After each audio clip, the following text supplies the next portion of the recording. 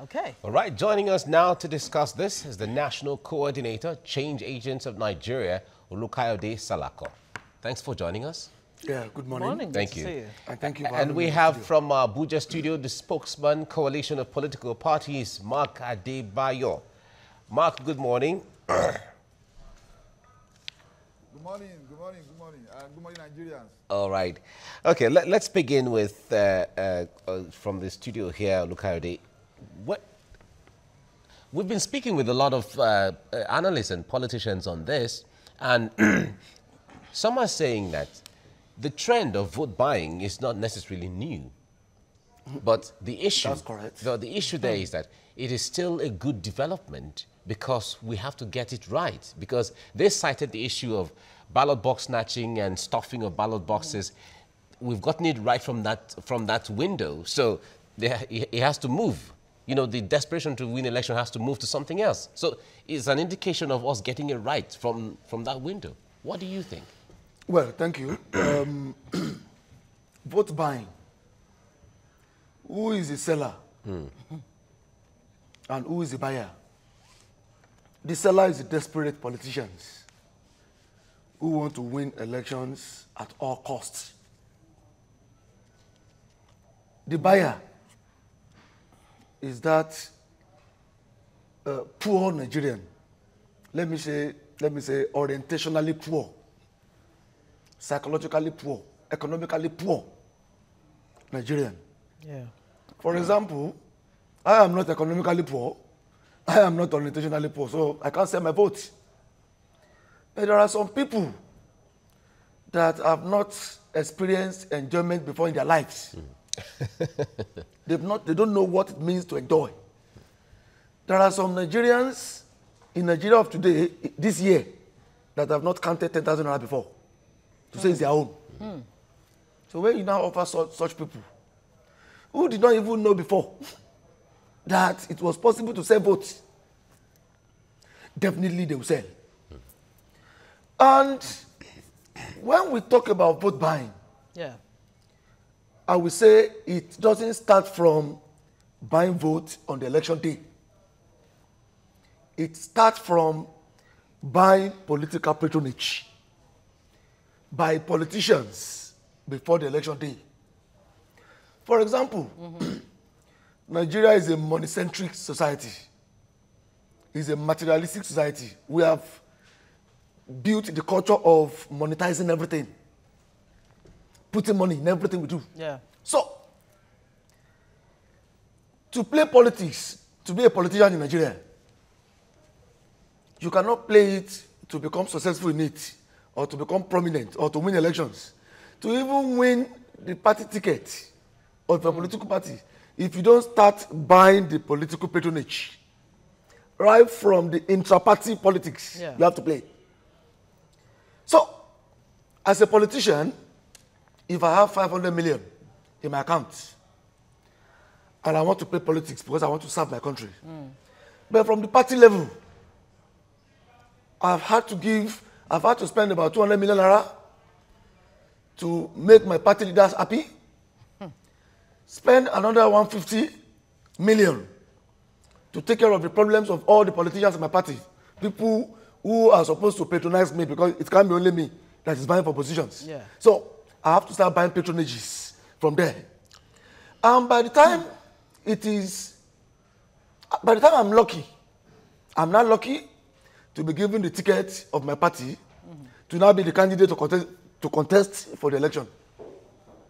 I have 100 million naira left. I've already spent 400 million to buy political patronage. It remains 100 million.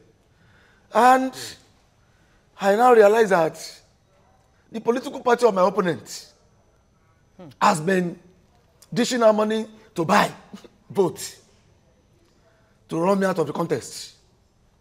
What will I do? Will I open my eyes?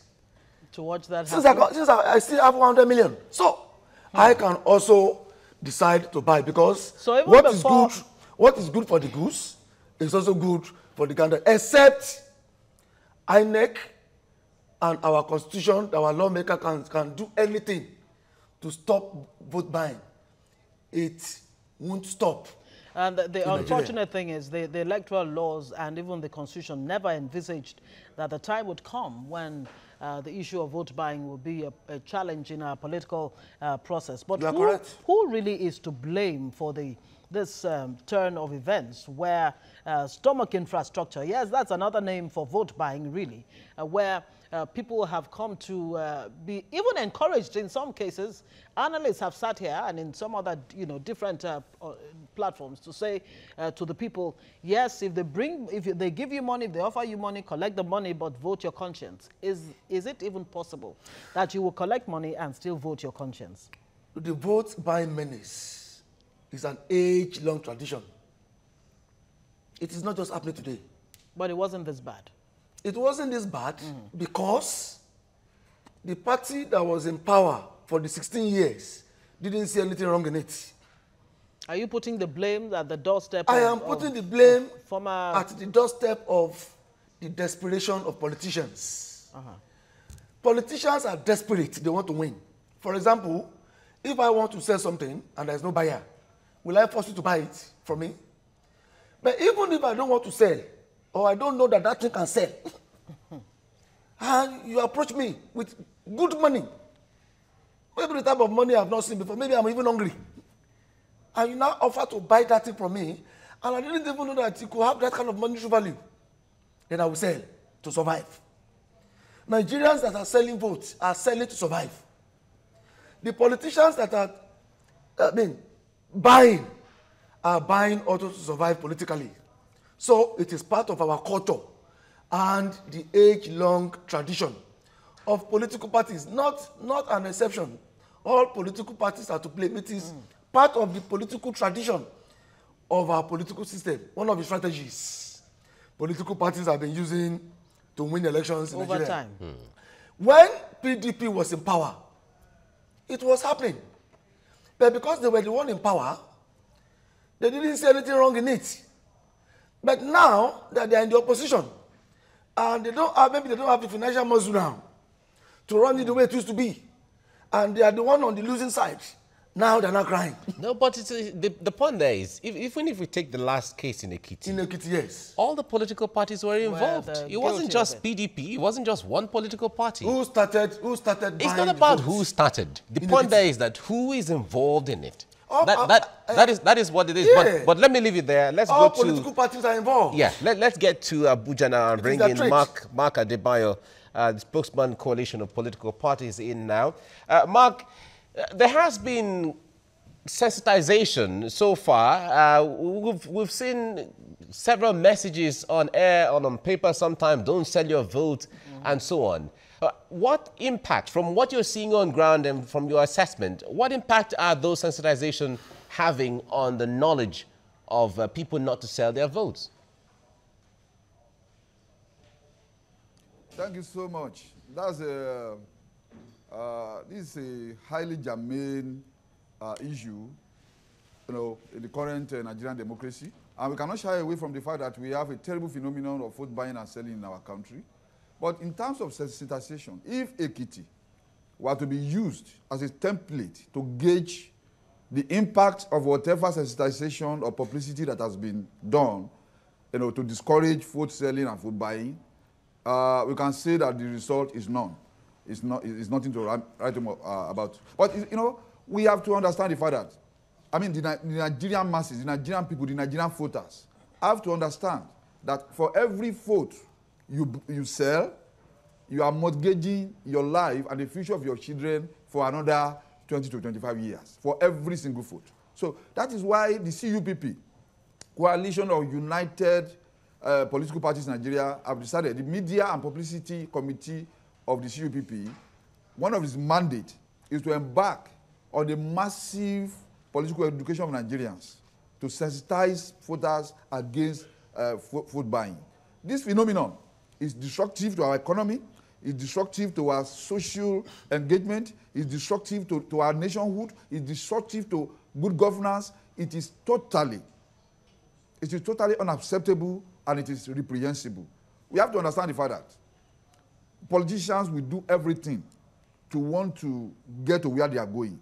It is for the voters to decide and determine that they will only vote for the best candidate from the best party that they can access. It's not about getting 1,000, 2,000 for today. Will you finish within a day or less?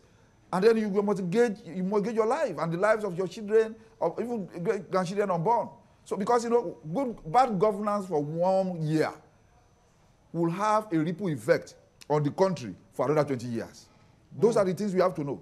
And then, of course, the National Orientation Agency has to up its game to ensure that Nigerians understand the fact that vote buying is, you know, is voluntary enslavement of yourself. You are voluntarily enslaving yourself and your children if you are for every vote you are buying. And Section 150, subsection 2 of the Electoral Act 2010 as amended, has given the INEC the authority to prosecute anybody that is guilty, that they found culpable of buying or selling food. Unfortunately, we have not seen any instance where INEC has come up with this to exercise this authority. Yeah. One of the reasons being that they lack the power to investigate, they lack the power to arrest. So they need the involvement of the security agencies to be able to do this. But we have an issue. Vote buying, just like Kayode said over there, it doesn't start from the polling booths. That is the end result. It's at the polling booth that you see it physically. No, right from party politics, internal party politics, you begin to buy delegates and the rest of that. And many of the political parties are guilty of that. And if we don't begin to change our orientation, our mentality about these issues, both politicians and voters, we are deliberately running down our country. And it is unpatriotic, it is unconstitutional, and it is criminal, unless it is clearly criminalized that if you buy vote, if you sell vote, this is what's going to happen to you. Yeah. Many people will continue to engage in this evil act that is destroying our democracy, that is affecting our democracy in a very negative way. We have to discourage it. Now, the security agencies too, who are supposed to enforce the law, you will see that many of them have been compromised. On many occasions, once you compromise the security agencies, the whole chain of the electoral process has been compromised. We have to be sure that our security agencies are well taken care of and they act proactively to stop vote selling and vote buying.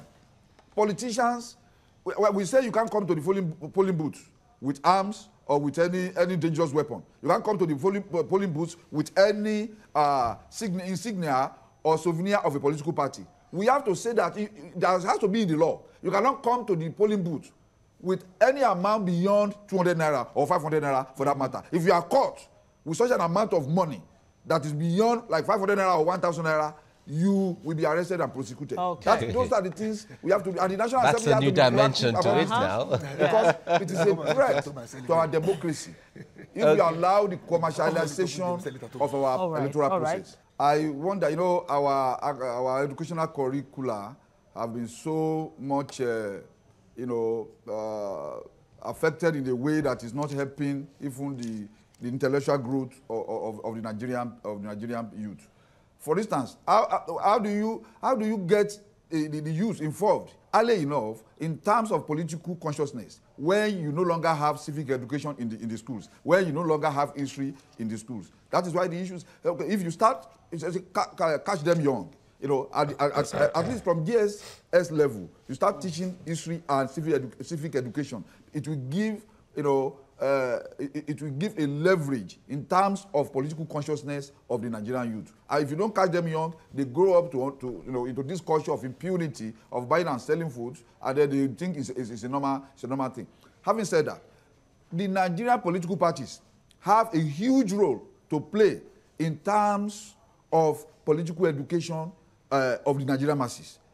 We have unfortunately, well, the INEC is no longer funding political parties, and that is affecting a lot of things that political parties can do. It is only the parties that have had access to some public, something that could do that. They are not even doing it. So that is why we are changing the narrative. We are changing the construct through the CUPP. Now that political parties should go to town and educate Nigerians. And if you are involved in educating Nigerians about the evils of vote buying and selling, you will be under a moral burden. You cannot go now and begin to say, I want to sell my vote to Nigerians. So political parties are very important. The National Orientation Agency is very important in doing this. The INEC itself, its publicity department, extremely important in doing this. But there has to be collaboration with the political parties, because the main players, aside from the voters, are the political parties themselves. So the political parties have to be encouraged, probably funded, to be able to carry out massive political education in terms of discouraging Nigerians from vote buying. You know, in a country that its economy has been pulverized and poverty is the order of the day, every 500 naira only, people are ready to mortgage the next 4 years or 5 years of their lives for 500 naira. For, you know, see what happened in Kogi State in the last election. We have people, it has become a culture of impunity, even with bags that contains on which the logo of a political party, the name of a political party was clearly written on the day of election. When they are doing by election, and you have onions, you have salt, you have 1,000 naira inside the bag, and they were distributing openly,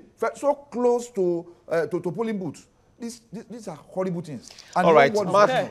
Okay, we'll come back to you. We'll come back to you on this. Votes were voided. Yeah. Because were voided because people were confused. All right, Mark, we'll come back to you. We'll come back to you, Mark.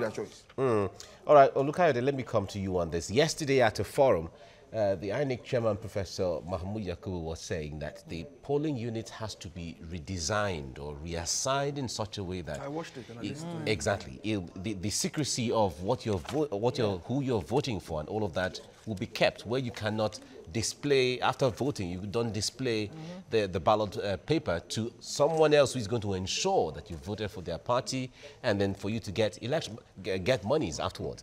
But how effective is that going to be? Because you said earlier that vote buying has started long ago, not at the polling unit. It's as old as my father's age.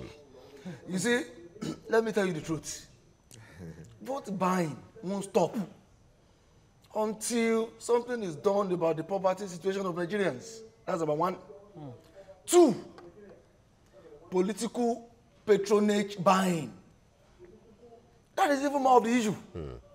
That brings us to the issue of weaponization of poverty. Political patronage buying. For example, we see our politicians, because they want to contest, they spend their money buying rice, bread, so many things, yams, and everything. And they take it to the people's houses. They call people to donate. They will say they are doing empowerment. Empowerment is part of patronage buying, because you are using your personal money to empower the people. And it's an investment, so that, as far as the so that they politician is can concerned. buy your patronage. And by the time it is the election time, they carry that mentality, that exercise into the election proper. If buying votes in the open won't work, politicians will take money to our people in their houses. How can INEC, catch politicians who take money to people's houses to go and buy their votes? And let me also say this. When we say vote buying, it is also in 2 parts. We have TVC buying, and we have electoral vote buying. If it is possible I give you money to vote for me, and you get to the polling booth and you don't vote for me, so I can also devise another strategy of buying off the PVC from you. Wow. If I know that it is my opponent you will vote for, I will induce you with big money, buy your PVC. That were some of the atrocities that played out in the Ekiti election. Some politicians were buying off the PVC directly from the stronghold of the opposition. For example, I know that 100,000 people will vote for APC or PDP in a place. And I feel, okay, if I can buy 70,000 PVC off, so that 70,000 people won't be able to vote. So we have to look at this. We have to look at, number one, look at the situation of demonetizing our political system, so that politicians don't have to spend all they have before we vote for them on the election day. All right. Because by the time I have spent almost everything I have. I will be desperate on election day to make it back. win with the remaining money I have. So you can recoup where you Yeah. All right, Mark money. Adebayo, we're pressed for time. I recall not too long ago, about a week or so ago, this gentleman who is a lawyer, a top lawyer, an international lawyer for that matter, was talking about how it is almost impossible not to be corrupt with the way the system is right now. He's hoping to go to the Senate or House of Reps. It is not possible. And he said that, that he had to settle his political party members. Just, the That same is a point political that you have petro raised. degree. So Fine. how do we put a stop to this, at least reduce it to the barest minimum from the political party's end that enables this kind of vote buying at that level? How do we get out of this quagmire? Yeah, thank you so much. I think we have a systemic tragedy in our country, and we don't have a change of a redirection of our mentality as leaders of this country. This tragedy will continue, and we have to change the trajectory.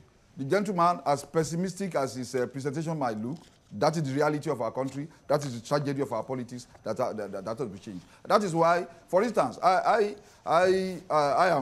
co-spokesperson for CUPP, but also I am the national secretary of COA Party, and that is why in COA Party, for instance, you have every member of the party is an automatic delegate. So there is nobody's cornering any delegate somewhere. So direct primary, you vote directly. In fact, you can even vote online. And I think APP, C4C and co are also into that. Direct primary, that nothing like somebody will now go somewhere and clone delegates' names. And then you buy the entire thing, and then you just go to the national convention and they just elect you like that. It's not going to happen in some political parties. I don't know for sure for COA, PPA, and some other political parties. So if we must stop this, all hands have to be on deck. And that is why it is very, very important for political parties to engage in political education of the Nigerian masses. Okay. So that people don't know. Poverty, yes, but if we want to change from poverty to development, from poverty to riches, from other development to development, you cannot do so by selling your food. You can only do so Mark, we have gotten your point there. A candidate that you know can do your bidding. All right. Then already, Mark Adebayo, we are hearing information that PVCs are being mobbed up. Okay. Thank you, Mark Adebayo. Because of time, this is where we have to leave it now. Mark Adebayo is the spokesperson for Coalition of United Political Parties, CUPP. He is joining us from our Abuja studio. We have also in the studio who discussed this with us, Olukayode Salako, the National Coordinator, Change Agent of Nigeria. Network. Yes. Gentlemen, thank you so much for coming. Let me have this place. An hungry man is an angry man. And he can sell anything to survive. And the hungry man is a vulnerable man. All right, we'll have to leave it there, gentlemen. Now. Yes, and Demola is standing by to give us all the latest. Falcons are out.